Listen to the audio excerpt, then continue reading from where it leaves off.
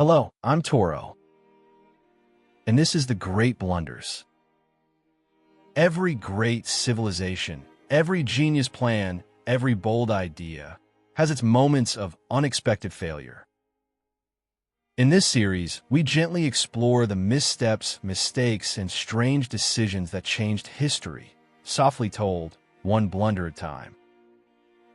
There's no drama here, just quiet hindsight, calm reflection, and a little curiosity. So settle in, breathe deep, and let's revisit a moment when the world didn't quite go as planned. The Library of Alexandria's destruction. Hello, my dear friend, and welcome. You've wandered into another quiet corner of history, where moonlight meets memory, and the stories of our past unfold in hushed, dreamlike tones. I am Toro, and I'm so glad you're here. Tonight, as you rest your head and soften your breath, I'll guide you into the gentle shadows of long ago, to a coastline shaped by sand and stars, where knowledge once bloomed like a garden in endless spring. Our tale is one of beauty and of loss, a soft unraveling, not a war, not a storm, but a slow forgetting. The Library of Alexandria. A name you may know, and a mystery we'll now explore together. Let your thoughts float now, like tiny boats on a quiet sea. Picture a glittering bay beneath a blue so bright it could blind you with joy, waves lapping at stone quays, and sails catching the Mediterranean wind. Here, in the hush of antiquity, there rose a city unlike any before it. Alexandria. Founded in 331 BCE by Alexander the Great, a young conqueror with dreams too vast for any one kingdom. But Alexandria wasn't born from war.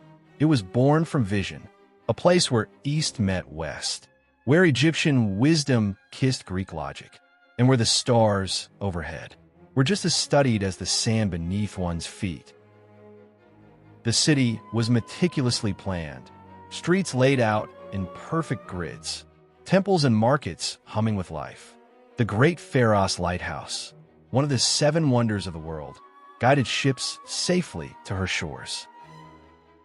But within the city's walls, something even more miraculous took shape. Under the rule of the Ptolemaic dynasty, a dream was born, and that dream was knowledge. Not wealth, not territory, but the simple, radical idea that all human thought should be gathered in one place. So they built it. The Library of Alexandria. It stood beside the Mouse Island, a scholarly sanctuary dedicated to the Muses. It was not a building, but a living organism, a vast network of scrolls and silence, curiosity and candlelight. Here, scholars came from every corner of the known world. They lived in residence, their needs provided for. They studied astronomy, medicine, geometry, botany, and philosophy. They wrote in many languages and translated each other's dreams. Ships arriving in Alexandria were required to surrender their books. The scrolls were copied, the originals kept, and the copies returned. Imagine that. A city so devoted to wisdom that it welcomed stories more eagerly than riches. Among the halls, you might have heard the footsteps of Eratosthenes, measuring the earth with sticks and shadows, or Aristarchus, daring to suggest that the sun, not the earth, was the center of the universe.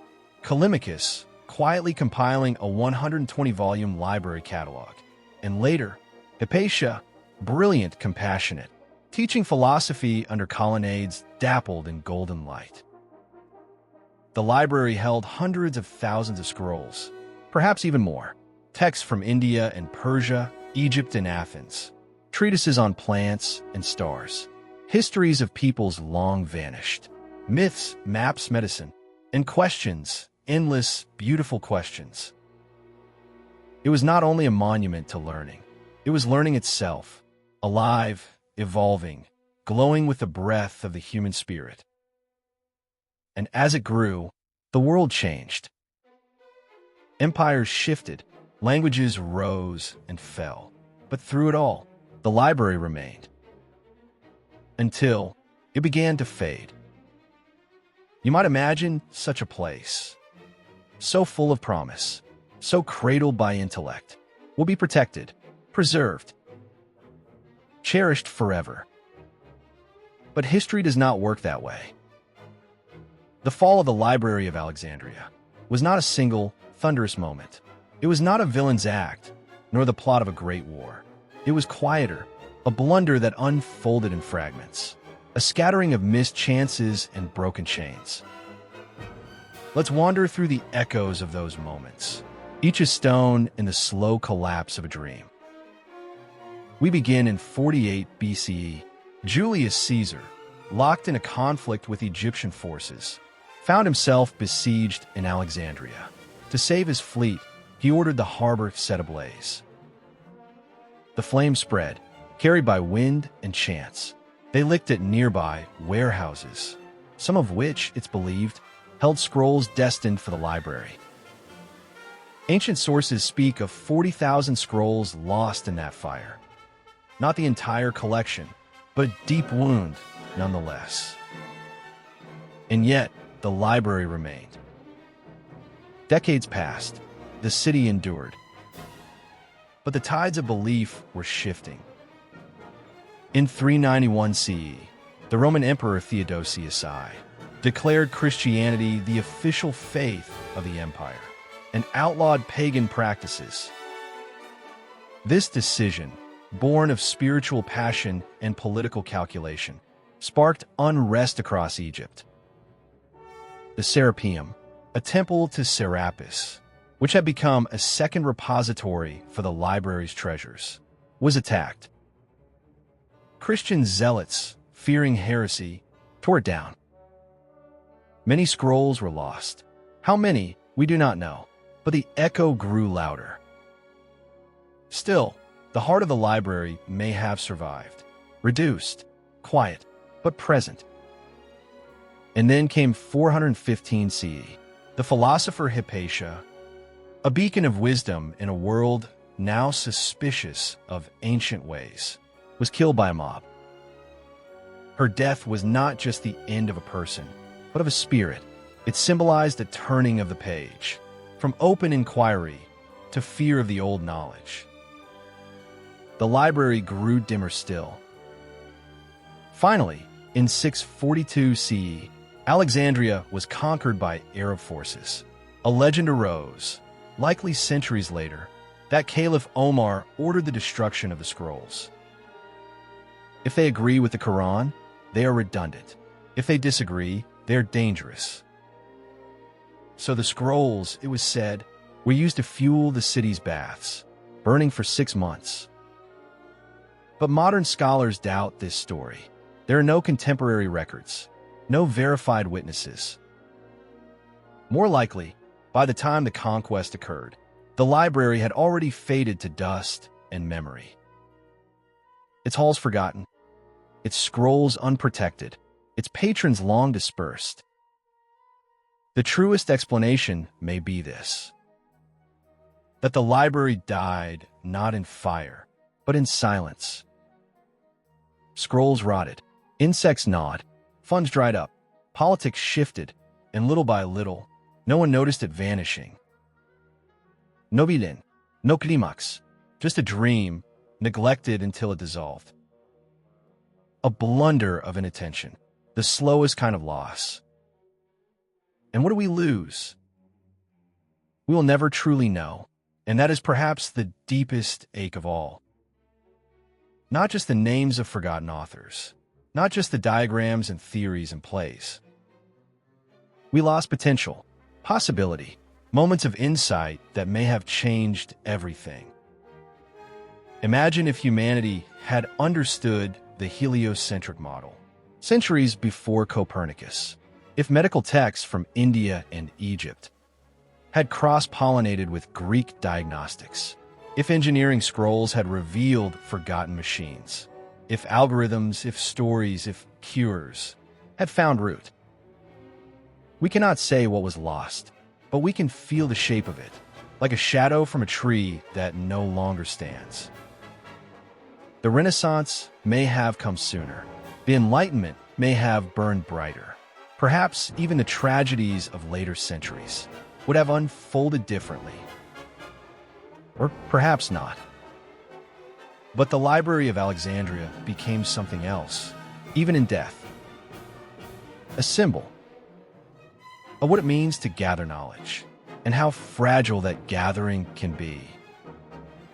In the centuries that followed, humanity tried again. In Baghdad, the House of Wisdom flourished. In medieval monasteries, monks bent over pages, copying ancient texts by candlelight. In China, scrolls were cataloged in towers of lacquered wood. And today, in our own age, we build digital archives, open source journals, libraries that stretch across oceans of data. But we still carry Alexandria in our hearts. In the flicker of a reading lamp, in the hush of a public library, in the quiet reverence of a child's first book, it whispers to us still, care for what you learn, tend to what you know.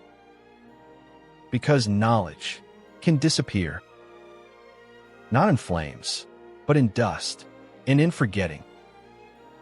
So now let us rest our thoughts, like scrolls returned gently to a shelf. The story of the Library of Alexandria is not just about loss, it is about longing, and about how we, as humans, dream in ink and starlight. We often speak of knowledge as power, but in truth, knowledge is also tenderness. To know is to care, to wonder, to hold the questions of those who came before us, like small, glowing embers in the dark. The library's fall was a blunder, yes, but it was not only a political mistake, or a religious conflict, or a military mishap. It was the slow result of neglect, a forgetting of value, a turning away from thought. But within that failure, there is a deep and poetic truth.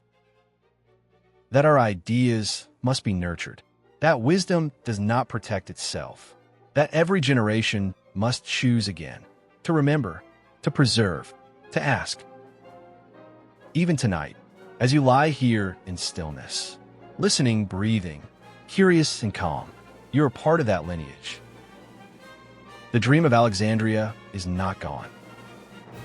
It lives in libraries and lullabies, in questions whispered before sleep, in the quiet reverence you feel for what we once knew and might know again. So rest, gentle soul, knowing that what was lost still echoes softly through time, carried in hearts like yours.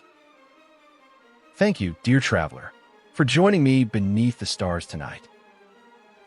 If this story brought you comfort or opened a window in your mind, I invite you to softly tap the like button or subscribe for more journeys into the beautiful, broken past.